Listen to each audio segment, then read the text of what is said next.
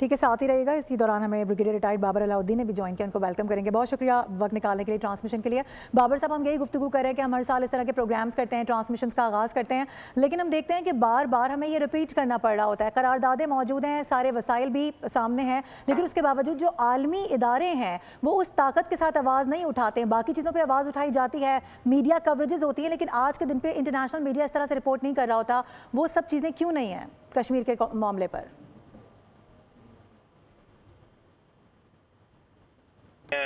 ممالک بھی اٹھاتے ہیں. ڈیفینیٹلی دنیا میں نظام ایسا ہی ہے، لیکن جہاں جہاں کسی کا انٹرسٹ ہو اس کی بات ہوتی ہے.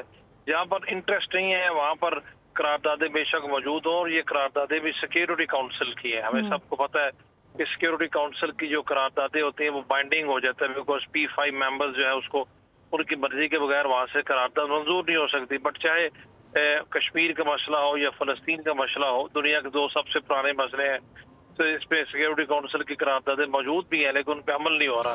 ریزن ہم سب جانتے ہیں. ابھی ہم کشمیر کی جو کہ بات کر رہے ہیں، یوم یکجہتی کشمیر ہے آج، اور آپ دیکھتے ہیں 1948 اور 2026 78 ایئرز ہو چکے ہیں.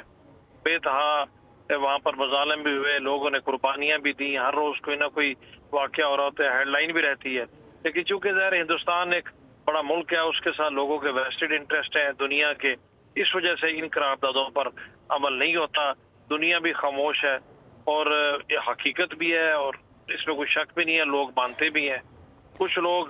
لیکن وہ کنٹریز جو میٹر کرتے ہیں، میں ان کی بات کر رہا ہوں جو کہ سیکیورٹی کاؤنسل کے پرماننٹ ممبرز ہیں، کیونکہ جب کسی قرارداد پر عمل نہیں ہو رہا تو اس قرارداد پہ عمل نہ ہونے کا نوٹس بھی تو اسی فورم پہ لینا چاہیے نا جی. وہ فورم نہیں لیتا کیونکہ آج حالات ڈفرینٹ ہیں، اس وقت حالات ڈفرینٹ تھے. ہمیں بہرحال ان چیزوں سے ٹھیک ہے ڈس اپوائنٹمنٹ تو ہوتی ہے، اس پہ کوئی دو رائے نہیں ہے، لیکن بینگ پاکستان ایک فریق ہے مسئلہ کشمیر کا، تو ہمیں بہرحال اپنی آواز اٹھاتے رہنا چاہیے. ہمیں ڈپلومیسی کا آپشن یوز کرتے ہوئے جو کچھ ہم کر سکتے ہیں ہمیں کرتے رہنا چاہیے. کر بھی رہے ہیں، لیکن اس میں اتار چڑھاؤ آتے رہتے ہیں. اتار چڑھاؤ نہیں آنے چاہیے.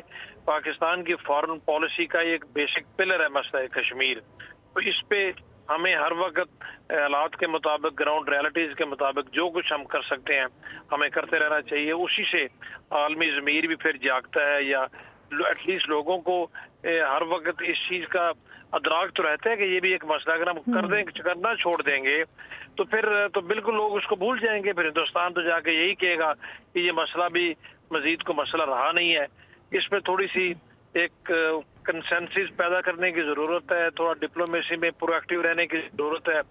اور چاہے حالات کچھ بھی ہوں ہمیں، اور چونکہ گراؤنڈ ریالٹیز کے مطابق وہاں پر ہندوستان کی پالیسیز بالخصوص جب سے بی جے پی کی گورنمنٹ آئی ہوئی ہے، جو 2019 میں انہوں نے کیا، یہ تو بالکل خلاف ورزی تھی انہی قراردادوں کی اور اقوام متحدہ کے ایجنڈے کی.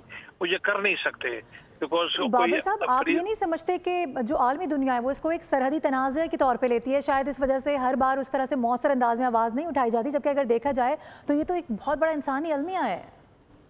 جی المیہ تو ڈیفینیٹلی ہے. نہیں، سرحدی تنازع تو خیر سچ کسی نے آج تک خاموشی ضرور ہے. کچھ اس کو ہندوستان اور پاکستان کا آپس کا باہمی معاملہ قرار دے دیتے ہیں، کچھ ہندوستان کے جو اپنے دوست ہیں وہ اس کو ہندوستان کا اندرونی معاملہ قرار دے دیتے ہیں. ہندوستان بہرحال دنیا میں ہر وقت یہی کہنے کی کوشش کرتا ہے یہ اس کا انٹرنل ایشو ہے. انٹرنل ایشو تو سب کو پتہ ہے انٹرنل ایشو نہیں ہے. ہندوستان کبھی دوبارہ سیکیورٹی کاؤنسل میں گیا بھی نہیں ہے، اور آلدو اس نے بعض کا یہ تاثر دینے کی کوشش ضرور کی ہے کہ یہ قراردادیں بہت پرانی ہو چکی ہیں، اور اتنا پرانا ہونے کی وجہ سے اپنی افادیت اور اپنی ویلیو کھو چکی ہیں. یہ اس کی بات حقیقت میں مبنی نہیں ہے، اس لیے اس پہ کوئی آگے سے پیش رفت نہیں ہوئی. لیکن جیسے میں نے کہا کہ اس پہ کوئی شک نہیں ہے کہ فرسٹریشن بھی ہوتی ہے، ڈس اپوائنٹمنٹ بھی ہوتی ہے، مگر ابھی آپ نے انٹرنیشنل لاز کے اندر رہتے ہوئے بینگ اے ریسپانسبل اسٹیٹ اور مسئلہ کشمیر کا فریق ہونے کی وجہ سے ہمیں جو کچھ اپنا کردار ادا کرنا ہے وہ تو ہم نے کرنا ہے. یہ تین فریق ہے، کشمیر کے رہنے والے لوگ، پاکستان اور ہندوستان. ہندوستان ظاہر ہے اس کو ڈاؤن پلے کرنے کی کوشش کرتا ہے، کشمیریوں کی آواز اس نے بند کی ہوئی ہے، تو پاکستان ہی رہ جاتا ہے. پاکستان کو ہر وقت اپنی کوشش تو بہرحال کرتے رہنا چاہیے، کیونکہ اس طرح کے سرد خانے میں ڈالنے سے مسئلہ تو ختم نہیں ہوگا. نہ فلسطین کا مسئلہ ختم ہو سکتا ہے، نہ کشمیر کا مسئلہ ختم ہو سکتا ہے. آج جب جلد یا بدیر اس کو ایڈریس کرنے سے مسئلہ ختم ہوگا.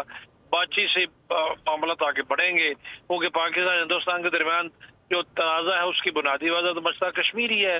दो न्यूक्लियर स्टेट सारा, आप दूसरे दिन अगर एक इस तरह की सिचुएशन में आ जाते हैं कि कॉन्फ्लिक्ट के बहुत करीब पहुंच जाते हैं, फिर दुनिया के बीच में इंटरवीन करती है, जैसे लास्ट ईयर मई में किया। तो दुनिया को ये भी समझने की जरूरत है कि रूट कॉज को जब तक एड्रेस नहीं करेंगे, ये हर वक्त खतरा एक आर्म्ड कॉन्फ्लिक्ट का तो रहेगा। और ये जो आर्म्ड कॉन्फ्लिक्ट है, फिर सबको पता है कि दो न्यूक्लियर स्टेट के दरमियान जब होता है तो उसकी फिर अल्टीमेटली उसकी कॉन्सिक्वेंसेस क्या हो सकते हैं।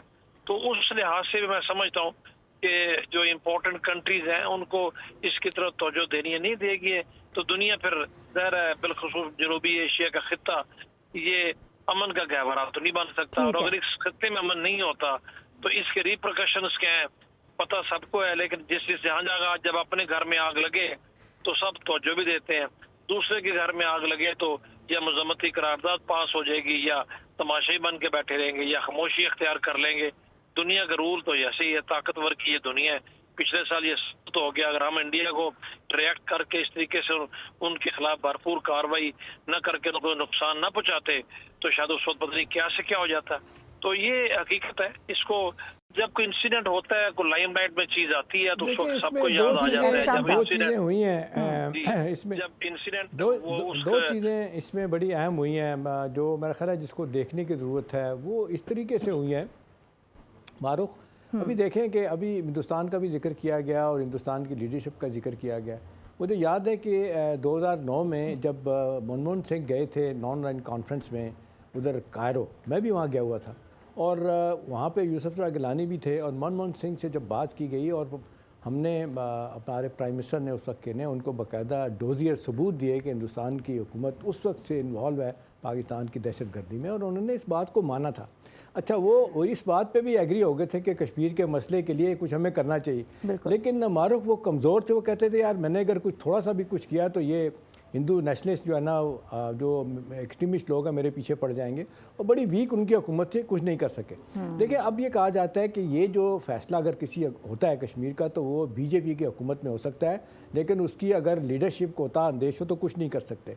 वाजपेयी साहब के दौर में मुझे याद है कि जब 2005 में आप देखने 2002-3 में गए थे, मुशर्रफ वहाँ पे हिंदुस्तान गए थे और वहाँ पे जाके आगरा में जिस तरीके से चीज़ें तय हो गई थी, वो कहा जा रहा था कि लैंडमार्क एक फ़ैसला हो चुका था कि ये 3 नुकाती एक मंसूबा था जिसके तहत किस तरीके से हिंदुस्तान की फ़ौज वहाँ पे जाएगी और किस तरीके से यूनाइटेड नेशन की फ़ौज वहाँ पे आगे बैठेगी और 3 साल के लिए ट्रस्टीशिप में दे दिया जाएगा कश्मीर को, कश्मीर अपना यूनाइटेड नेशन को। उसके बाद कुछ अर्से के बाद देखा जाएगा कि अगर कुछ लोग अपने तौर पे रहना चाहते हैं कश्मीर में तो रहें, आज़ाद कश्मीर के अलहदा रहना चाहते हैं तो रहें। तो एक सिल्वर लाइनिंग नज़र आ रही थी। लेकिन LK अडवाणी एक साहब थे जो बहुत बड़े लीडर थे उनके, उन्होंने कहा जाता है कि वो कुछ उनके साथ मिल गए थे अंदर से अपना फ़ौजी, उन्होंने वो स्कटल कर दिया मनसूबा, वरना एक आइडियल टाइम था कि ये पाकिस्तान और हिंदुस्तान के दरमियान कश्मीर का मसला हल हो सकता था। देखिए अब दूसरी बात यह है कि लड़ाई के साथ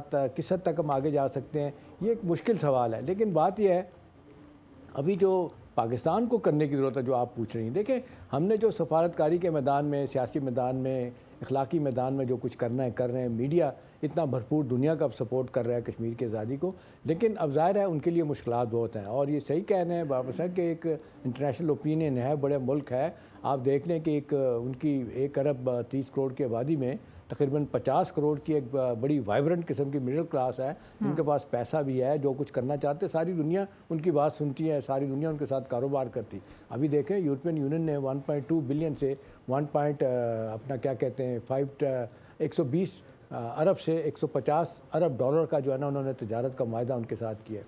अमेरिका ने उनके साथ मायदा कर लिया। तो हिंदुस्तान की उस लिहाज से हैसियत अपनी जगह, लेकिन हमें जो जिस लिहाज से एक बहुत बड़ी अपॉर्चुनिटी मिली है इस मार्का के बाद, अब दुनिया देख रही है कि ये अनरिजॉल्व ये इशू है, ये अगर हल नहीं होता तो पूरी दुनिया जो है ना वो इसकी आग पे लपेट में किसी ना किसी आ सकती है। हिंदुस्तान ने बड़ी कोशिश कर ली, बड़ा ज़ोर लगाया, मुख्तलिफ बहाने बनाए और अपनी प्रॉक्सी के ज़रिए बहुत कुछ कराने की कोशिश की। हम कश्मीर के मामले में पीछे नहीं हटे। वो कायद-ए-आज़म ने जो शहर कहा था वो ऐसे नहीं कहा था। अब सवाल ये है कि हम इसको किस तरीके से अपने मकासद को हासिल कर सकते हैं। ये एक परपेचुअल लड़ाई है जो हमने हर फोरम पे इसको उठाना है। हर फोरम पे हिंदुस्तान जो कर रहा है और जुल्म और ज़्यादतियाँ वहाँ पे कर रहा है اس کو ہم نے دنیا کو بتانا ہے تاکہ یہ معاملہ کسی طرف حل کی طرف جائے. ظاہر مشکل لگتا ہے لیکن ہمارے ایفرٹ رہیں گے. آج کے دن آپ دیکھ لیں, ایک اور امپورٹنٹ بات میں آپ کو بتاؤں, یہ 5 اگست 2019 کو تو یکجہتی کا دن منایا جاتا ہے. اصل میں معروف یہ منایا شروع ہوا تھا یہ اپنا 1990 میں, جب اس وقت جماعت اسلامی کے چیف جو تھے اپنے قاضی حسین احمد صاحب مرحوم, انہوں نے نواز شریف صاحب کو بلکہ پوری حکومت کو کہا تھا کہ جی آئیں 5 فروری کو یوم یکجہتی منانا شروع کریں. تو اس وقت نواز شریف تھے یہاں پہ چیف منسٹر لاہور میں, انہوں نے اعلان کر دیا. مرکز میں مرحومہ بے نظیر بھٹو تھی, انہوں نے بھی اعلان بعد میں کر دیا. وہاں سے سلسلہ شروع ہوا. لیکن اس کے بعد 2016 میں جب آپ دیکھ لیں برہان وانی کی شہادت ہوتی ہے, اس کے بعد سے جتنی تیزی کے ساتھ معاملہ ٹریگر ہوتا ہے, انفرادہ جو کہتے ہیں, وہ جس طریقے سے آگے گیا ہے, تو ایک کشمیر کو اب ساری دنیا دیکھ تو رہی ہے. اب کون اس کو حل کرنے کی کوشش کرے گا, کون اس میں دلچسپی لے گا. پریزیڈنٹ ٹرمپ نے تو کہا ہے کہ جی میں ثالثی کے لیے تیار ہوں, دونوں ملک تیار ہوں, ہم ریفیوج لیتے ہیں, ہندوستان لیتا ہے جی یہ بائیلیٹرل ایشو ہے کیونکہ ہم نے طے کیا تھا شملہ معاہدے میں. لیکن اب پاکستان ان آفیشیلی کہہ رہا ہے کہ جی ٹھیک ہے, آپ نے جس طرح ایبروگیٹ کیا ہے یہ انڈس واٹر ٹریٹی, آپ اس کو نہیں مانتے تو ہم بھی کشمیر کو نہیں مانتے, لہٰذا آپ چھوڑیں یہ باتیں کہ بات چیت ہوگی, تھرڈ پارٹی انٹرونیشن کے بغیر یہ مسئلہ حل نہیں ہو سکتا. تو ہمارا سفارتی دباؤ اور جس طریقے سے میڈیا کا زور ہے اور حکومت جس طریقے سے بات کر رہی ہے ساری حکومتیں, تو کہیں نہ کہیں ہمیں لگتا ہے کہ کوئی ایک دن آئے گا کہ کشمیری جو ہے نا وہ آزاد ہوں گے. بالکل انشاءاللہ آپ صحیح کہہ رہے ہیں کہ وہ دن ضرور آئے گا, اور ہم بھی کوشش بھی کرتے ہیں. یہی وجہ ہے کہ ہم ہر سال آواز بھی اٹھا رہے ہوتے ہیں اس معاملے پر. ناجائز بھارتی تسلط اس کے خلاف ہم تو کم از کم آواز اٹھاتے رہیں گے, کیونکہ میڈیا کی آواز سب سے زیادہ بڑی اور طاقتور آواز سمجھی جاتی ہے. احتشام صاحب ہمارے ساتھ موجود رہنے کے لیے بہت شکریہ. اس کے علاوہ بریگیڈیئر ریٹائرڈ بابر علاؤالدین بھی ہمارے ساتھ ہیں, دونوں کا بہت شکریہ. سبسکرائب کریں اور بیل دبائیں تاکہ کوئی خبر رہ نہ جائے.